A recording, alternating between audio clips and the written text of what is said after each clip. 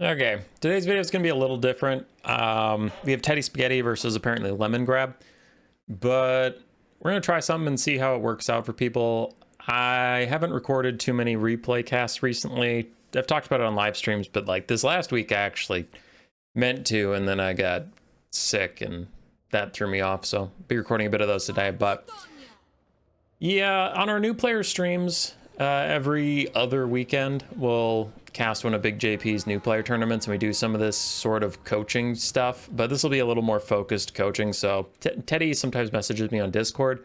Don't everybody do this, but you know, people can message me on Discord with questions about their gameplay and whatnot. We also have a Discord area in like the public linked Discord that's under all my videos, where you can just ask other veteran players, where some of them are better than me, you know, these questions. You don't have to just flood me with them. But anyway, we're gonna go through this replay you wanted me to talk about and like really highlight on what he could do better, things like that. So could be a fun learning experience for you. He's trying to learn Bretonnian. He's having some issues with them. Looks like he took Hippogriff Knights, Grail Knights, 2 Knights of the Realm, and then a bunch of Spearmen at Arms backed up by peasant mobs, and then the Holy Wardens of La Mastille and some peasant bowmen. Bay Enchantress is the Lord. Didn't bother with the Mortis engine. I think that's smart. I really think it's overrated in Warhammer 3, and then Regrowth and Earthblood are both fine spells, so good build overall. My first criticisms of the build would be, what are the Holy Wardens of La Mastille here for? Their fire damage, magic damage is good versus either healing or demons, but you're fighting Dark Elves, so there's not going to be a lot of physical resistance. Like Witch Elves have some, 20%, I guess, but Witch Elves will punk the shit out of the Wardens, so that's not even a fight the Wardens want. You only have one of them. So I don't love that, and that could save you like 800 gold, I think they are, so you could get a Knight Errant or something else like that. And I don't love this positioning. Peasant mobs are garbage. They're intentionally garbage. They're 125 gold worth of garbage. But if you're going to take them, they're here to wear down your opponent's stamina before they hit your Spearmen at Arms or your Peasant Bowman. So I'd switch the order of the Peasant Mobs and the Spearmen at Arms. Because Spearmen at Arms, I don't believe they're... Why is that looking weird? There we go. Yes, these guys aren't expendable, but the Peasant Mobs are. So the Peasant Mobs route, if they're in the front, right? They're going to route first.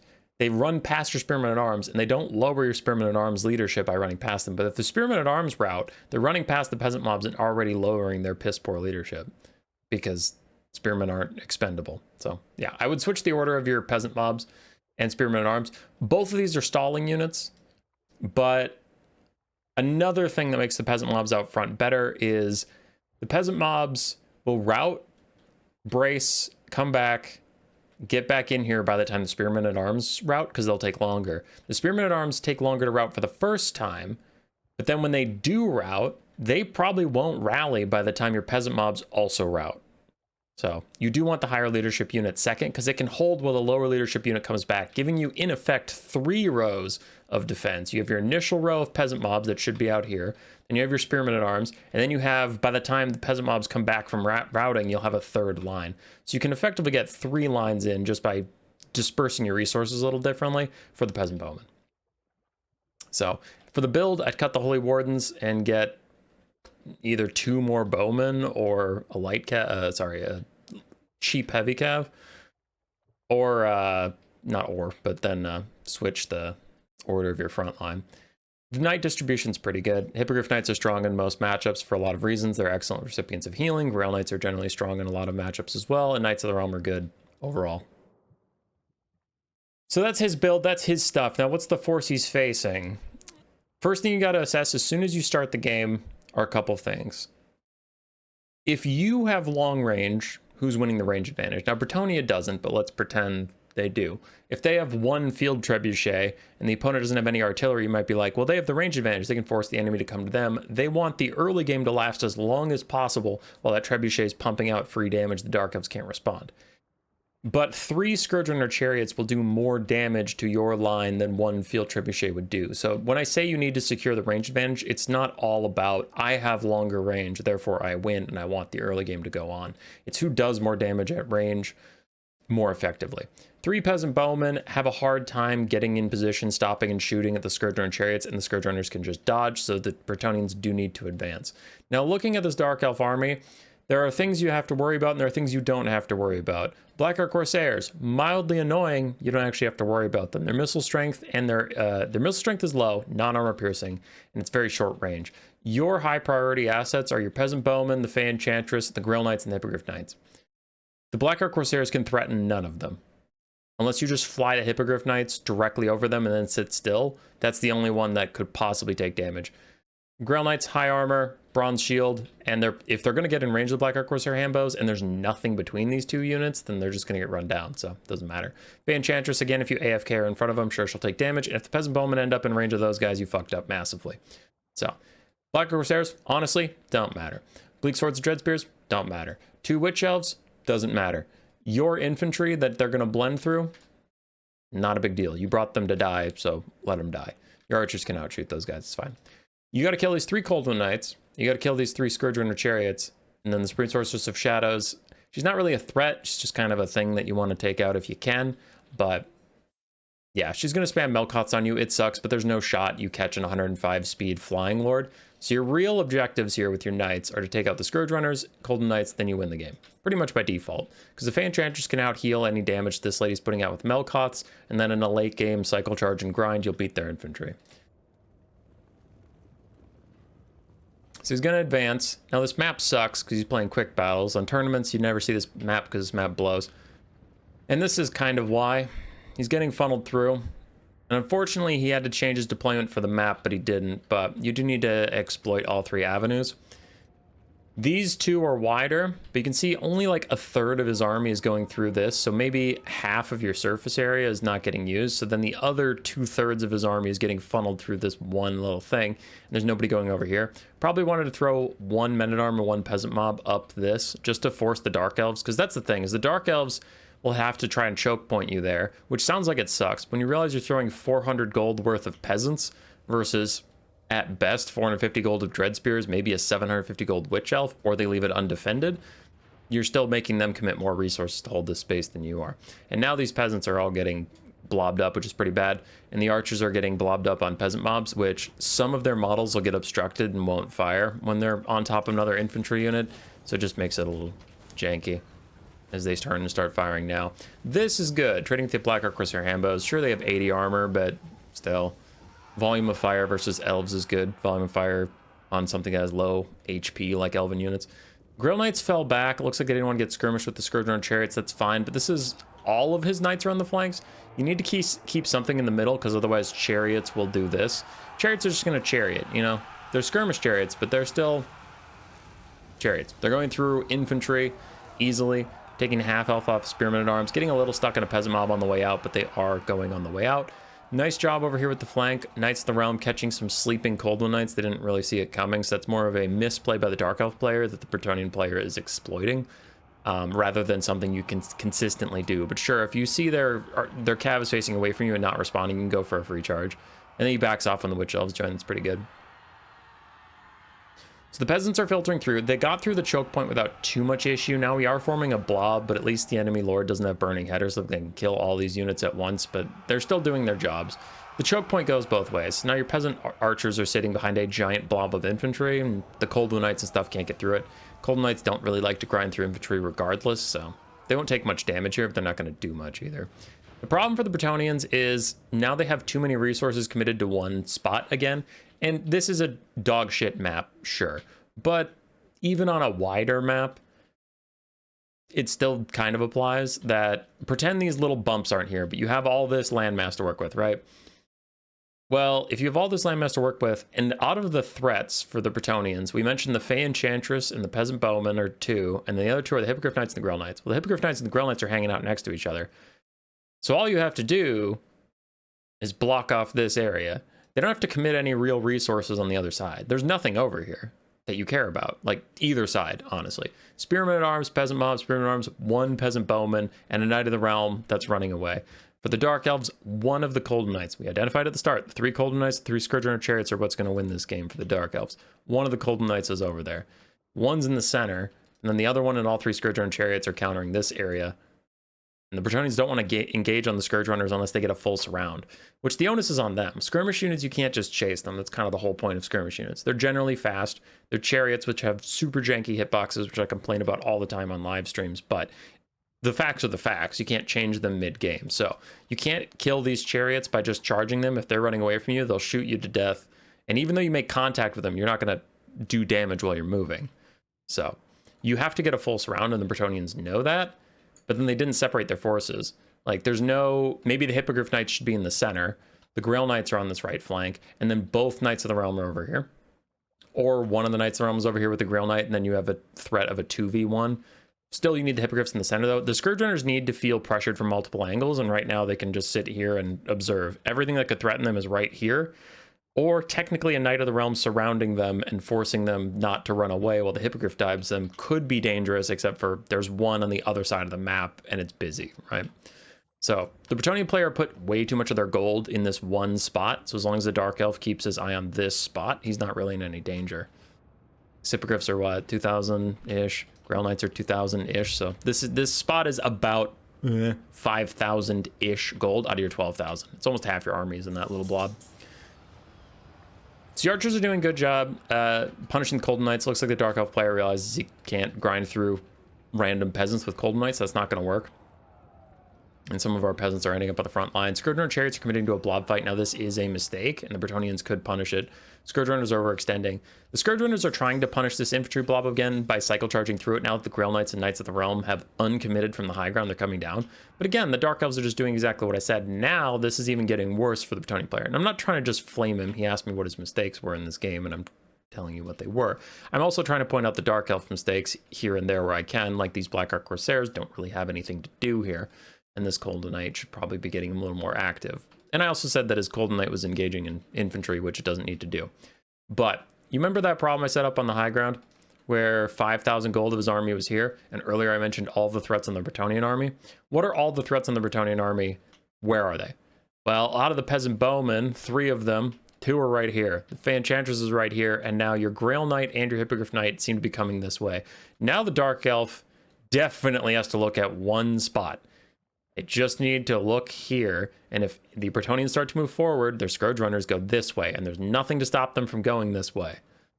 So, I don't love that disengagement from the high ground with everything. I do think you shouldn't have all 3 units up here, especially 2 super expensive ones, but I think one of them had to create threat elsewhere to surround the Dark Elves and put them under pressure. Unfortunately, all of them came down here and joined the remainder forces, so now the entire Bretonnian build is going through this choke point. So I don't like that. Knights of the Realm get a decent engagement onto Coldwood Knights.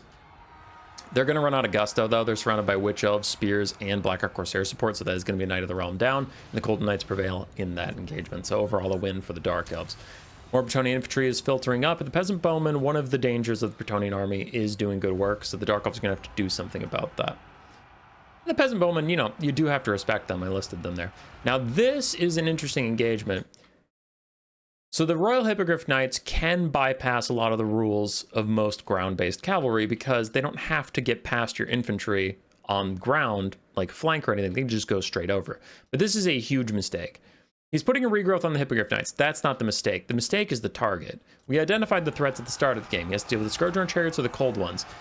He dives on the Black Ark Corsairs, which are nearly useless, and unfortunately presents himself a flank from the Cold Knights we're so scared of, and he's getting shot by the Scourge Runner Chariots we're also scared of, and it's desynced from the Grail Knights, who are now starting to enter. But the Hippogriff Knights, enfeebling foe is on them, making them easier targets. The regrowth is trying to bail them out, but the Grail Knights do come in for a bit of a rear charge, so I guess it's okay, but you are rear charging an almost dead Cold Knight, so it feels like a trap to kill an almost dead Cold Knight, sacrificing an expensive spell and a more expensive Royal Hippogriff Knight. If it's chess, you're giving up your queen to kill like a bishop with a chip on the top. Like, I don't know. It's just not a comparable trade, so I really don't like that. Fey Enchantress uses a cool little spell, but the friendly fire might hurt her precious Holy Wardens. Never mind, it got canceled. which is probably smart. The Hippogriff Knights are toast on that engagement. That engagement was unfortunately terrible. Knights of the Realm was starting to get in, but this is what the Bretonnians have wanted all game. Obviously not dead Royal Hippogriff Knights, but this engagement. Grail Knights on one side, Knights of the Realm on the other. No clear area for the Scourge Runners to run because the white line is here. Yes, they can go this way for a bit, but once they get jammed up, Grail Knights should be going like that, and all of a sudden, there's nowhere for those Scourge Runners to go, and they'll die very quickly in melee with the Grail Knights. The problem is everything we had to sacrifice on the way of getting here. We lost the entire Hippogriff Knight, we've lost a lot of peasants, and we've wasted a lot of time, unfortunately. But the jaws don't close in like I want them to. The Knight of the Realm takes a charge back onto Cold Knights for some reason. I don't love that, and again, the Grail Knights seem obsessed with killing the Cold Ones, and sure, we identified them as a threat, but the Scourge Runners are also a threat, and now the Grail Knights are outnumbered 4-1 by threats at this point. I still see one healthy Cold Knight. I still see 3 Scourge Runner chariots with a decent amount of ammo. And Bretonnia has lost a lot of their threats. Still have the Grail Knights. We lost the Hippogriffs almost entirely, if not entirely. We lost 2 Knights of the Realm, which is pretty annoying. We still have some archers with some decent ammunition. We still have the Fan Enchantress, but the Fan Enchantress is more of a threat through her possibility of healing stuff, and her healing target's just decreased by half. You lost your Hippogriff Knights. I guess you could heal the Knights of the Realm in a pinch, but even they're not doing that great. Still have half their models. So the Grail Knights have a lot to do now. The Dark Elves know it. If they can get this Cold Knight onto that Grail Knight with the Scourge Runner support, they'll be fine. Scourge Runners are currently trying to get rid of the Hippogriff Knights that are still remaining and the Knights of the Realm. I guess that's okay, but then I don't like this Cold Knight engaging without them. Because it's threat separation. The Grail Knights on the battlefield are outnumbered 4-1 by dangerous things. But now you're giving them a 1v1, which you just don't have to do. Like, it's Bretonnia, they're honorable, but you're Dark Elves, you don't have to be, so I don't know why they're taking this engagement. Now you are fighting on top of your own Witch Elves and Blackheart Corsairs, that's fine, they didn't really get a real charge, but the Fan Enchantress is here, and she has healing, Dark Elves don't. Regrowth in for the Grail Knights as they're going to retreat. Peasant Bowmen holding position awfully close to the front line. These peasant mobs need to get ahead of the Bowmen. The Bowmen need to fall back. Bowmen running low on ammunition. At this point, they should use all their ammo onto the Cold Knights. The Scourge Runners are about out of ammunition, and we've lost any hammer and anvil tactics that could pin them down. There's no one left to anvil for the Grail Knight's hammer. So at this point, you just need to wait for the Scourge Runners to run out of ammo. Hope you can out-heal their damage, and then in the late game, the Grail Knights can eat them for breakfast. So all your peasant archers need to take out the last Cold Knight, the only melee threat that can possibly damage the Grail Knights. And then that's a good way to get them on the back foot. For the Dark Elves, I've talked about a lot of Bretonnian stuff. They are down in the balance of power. How did that happen? I think the build was a problem. Blackheart Corsair handbows had no good targets, and they're not cheap units to have no good targets. And there was very little threat prioritization on the Peasant Bowmen, who used almost all their ammo, which is usually pretty darn good for archers to use all their ammo. You can see they doubled their value in some cases. Now the Scourge Runners are starting to shut those guys down. Now the Supreme Sorceress is starting to shut them down, but it took her quite a while to do so. And they were behind a giant field of peasants, sure, fair.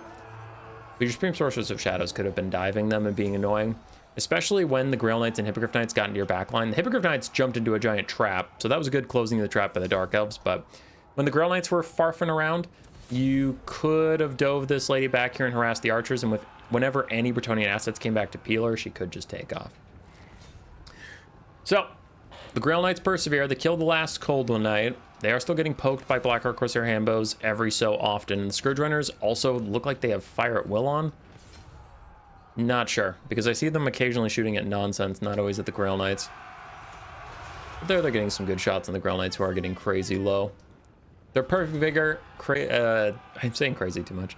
Perfect Vigor and their very high leadership, they're not going to rout immediately. The Fan Enchantress is stuck just fighting these guys, but I will also say the balance power is inflated. The Fan Enchantress is full HP, but she's not really a good combatant at all, and she has no damage magic. So the balance power over-indexes on lords and casters at times. Melkot's going to drain down the Grail Knights, and Feebling Foe also going to lower their stats. As they're about to charge, now Scourge Runners chase them down. 3v1 Scourge Runners against debuffed Grail Knights. That should be the end of them, and the end of Bretonnia's real chances. We have some archers back, sure, technically.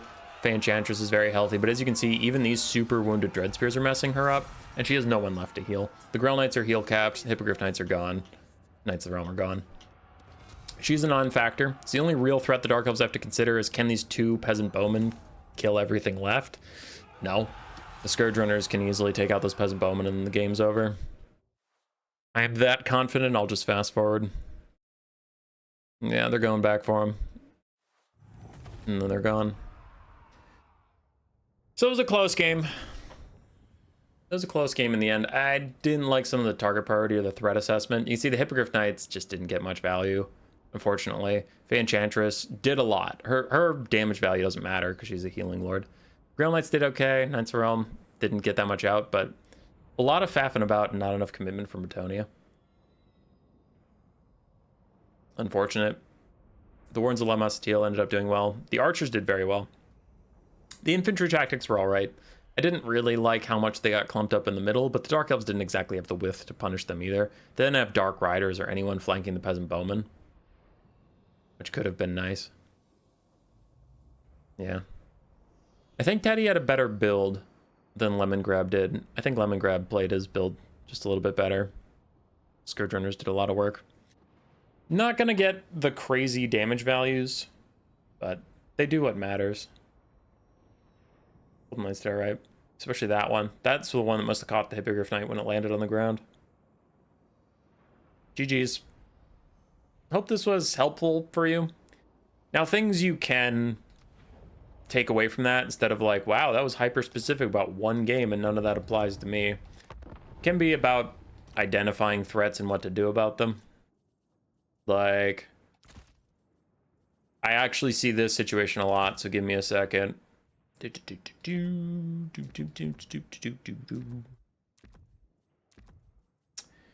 Okay.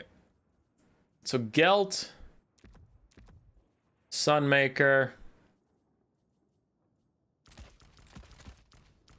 Pistoliers, pretty common, then a bunch of Spearmen. Trying to think of damage, just damage.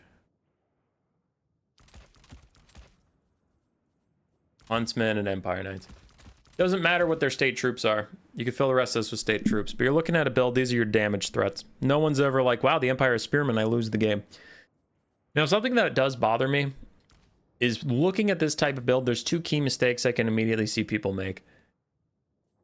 One is the Sunmaker. Like, the Sunmaker is a type of damage that either you deal with it immediately or it's too late.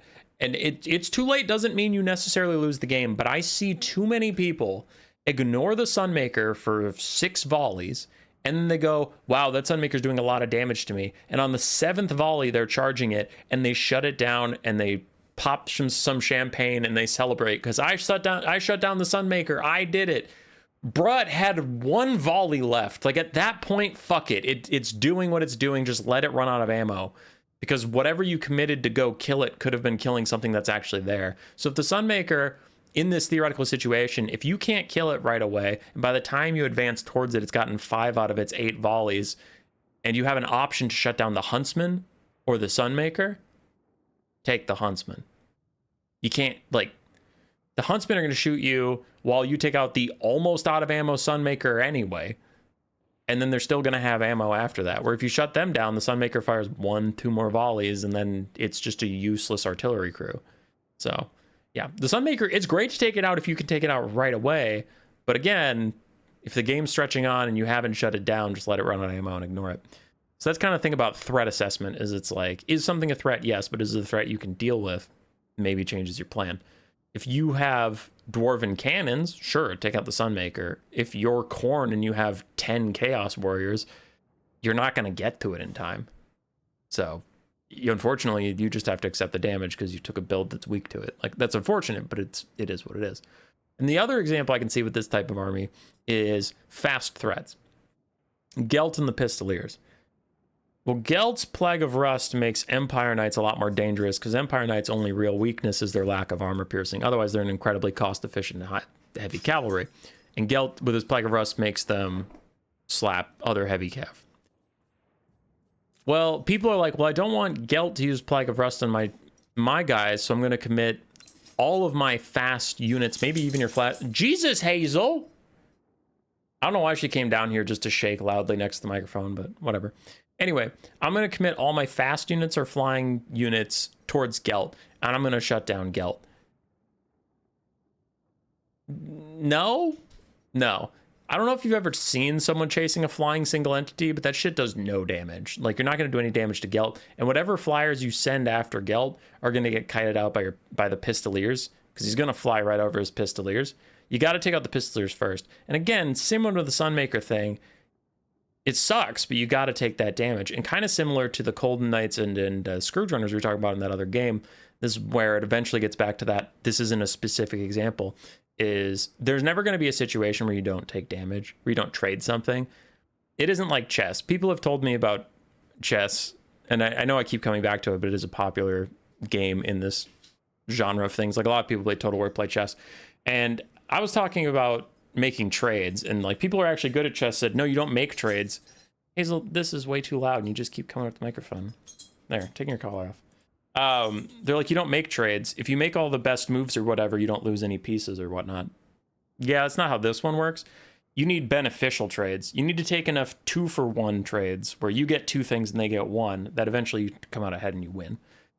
That's what I kind of am trying to say here. Like, you might have to take a rear charge or 2 from Coldwood Knights on Knights of the Realm, but the Knights of the Realm aren't there to do damage. The Knights of the Realm are there to facilitate the Grail Knights and the Hippogriff Knights dealing damage. So if the Knights of the Realm face charged 2 Coldwood Knights that flanked the Hippogriff when it landed, and if it hadn't landed on the Black Ark Corsairs, whatever. But like, even if it landed on the Scourge Runners, the Hippogriff was in a bad situation in that game, if you remember it. It flew over the front line alone, bypassed that area, which can be effective when paired with other things, but there was nothing there. So even if it tried to land on the Scourge Runners are going to run away, shoot it in the face, and the Cold Knights are still going to hit it in the back, and now they're stuck between a rock and another rock, where they're like, do I turn and fight the Cold Knights, who now have charge bonus on me, so I'm at a stat disadvantage, and present my backside to the Scourge Runner chariots, or do I keep chasing the Scourge Runner chariots, who I know I can't catch, so I'm going to get shot in the face by them, and I keep getting rear charged by the Cold Knights? It's a lose-lose. But the Knights of the Realm could be traded to body block the Coldwood Knights, and then you have Hippogriff Knights just chasing the Scourge Runners, maybe with Grail Knights nearby, actually start picking some of them off and forcing them off the battlefield. Things like that. So you do need to make trades, and I think the Bretonnians were a little too scared to make trades. And in this hypothetical, to prove it's not just, wow, I learned about one game and it didn't help me anywhere else, these are mistakes I see with the Empire a lot, is people chase Gelt as he flies over Pistoliers. Pistoliers kill all your fast flyers that could have possibly caught Gelt. And now Gelt is free and clear to Plague of Rust you or Searing Doom you from the sky, and his Empire Knights get free engagements. Now, does it suck to ignore Gelt? Sure. But you got to take out the Pistoliers first, and then Gelt, if you even can. Another thing you could say is maybe it's just a bait to chase Gelt overall. Flying single entities are insanely hard to deal damage to if they're moving away from you. So maybe it's more important to reassess the Empire Knights as a threat, and Gelt's not. Gelt facilitates them into being a threat, but if he's not a realistic target you can kill in the game, then you can't kill him. You can't treat him as a threat because you can't deal with it. Like, it's like, is a nuclear weapon a threat? Sure, but is there anything you and I can do about it? Not really. So it's not a threat we can actually facilitate and think about, you know? Existentially, you can think about it, but not like as part of planning your day. And similar with the Sunmaker, like, it's a huge threat. It's going to get its few volleys off. If you have ranged tools to take it out before it gets more than half its ammo, sure, stop it. If you don't, accept the damage and plan around it. What's going to follow up after the Sunmaker? You're not scared of the piss poor crew. What are you scared of? The Empire Knights? Kill them. Kill them before all your units die. Then when it runs out of ammo, cool. It'll be the last thing left on the battlefield. It doesn't matter. The Huntsman might be a problem when your units are all tattered and messed up. Kill them. Things like that. So, anyway. Hope this video helped you somewhat with threat assessment and unit positioning. We did discuss a couple things at the start that are a little more generic, like don't clump up all of your high priority assets in the same area. Kind of the same thing. Yeah, this video is going to ramble, but it is what it is. Kind of the same thing that I hate casting dwarves. Yes, I know people are sick of me talking about dwarves. Hold on, it's not a dwarf rant. But I see this kind of thing a lot. So let's say you got this, right? You have Gotrek, Felix, Thoric, or whatever. Skip Felix, get a Thane. Skip Gotrek, get Dragon Slayer. It doesn't matter. My main point is Herohammer. Why doesn't Herohammer win games? And if it doesn't win games, why do casters hate it so much? Well, casters hate it because it's boring. That's easy. I'm a guy who likes to shout at video games for a living. In Herohammer, there's not much to shout at. You're like, They are slowly whittling away infantry, and we are waiting to see if they have enough stats to kill those infantry or not. It'll take 10 minutes, and the ending is anticlimactic. But aside from the boredom stuff, why doesn't it win? Well, think about what we said with the Grail Knights. Think about what we said with the Royal Hippogriff Knights. They're not even fast. So it's like, okay, that teeny cluster of 3 single entities over there, that's a third of their army. I'm going to avoid that. I'm going to kill everybody else in this battlefield, and then I'll come back for that later. Or every spell or everything you have that kills single entities is really good against those 3 targets that are right next to each other. Do you have Swordmasters of Hoeth? Cool. They'll go do sizable damage to those 3 units. Will a single Swordmaster of Hoeth kill all 3 of these guys? No, but also these guys cost as much as 3 Swordmasters of Hoeth. That's a ridiculous thing to hope for them. But anyway, if you have any anti-infantry armor piercing, send them towards this blob. If you have Final Transmutation, if you have Spirit Leech, if you have Traitorkin, use it on this blob. Like Flensing Ruin. If you have anything that is good against this unit type, well, all 3 of that unit type are standing right next to each other. Go nuts. Similar with the Royal Hippogriff Knights traveling with the Grail Knights. Any armor piercing, any anti-large just needs to mirror these guys and you'll be fine. So that whole spread out your threats also makes your opponent spread out the counters, and the counters are less imposing. 1 Scourge Runner Chariot poking at a Hippogriff Knight and 1 Scourge Runner Chariot poking at a Grail Knight is a lot less threatening than 3 Scourge Runner Chariots shooting just the Hippogriff Knight or shooting just the Grail Knight. Because then models die, you can't heal models, and your healing gets less effective, diminishing the Fey Enchantress's value at the same time that your Hippogriffs and Grail Knights are losing damage potential. All right, this has been the end of Local Nerd Rants about something you don't really care that much about for probably, what, 20, 25 minutes? Goodbye.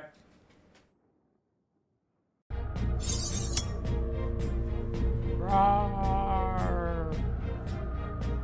Subscribe, yes, yes.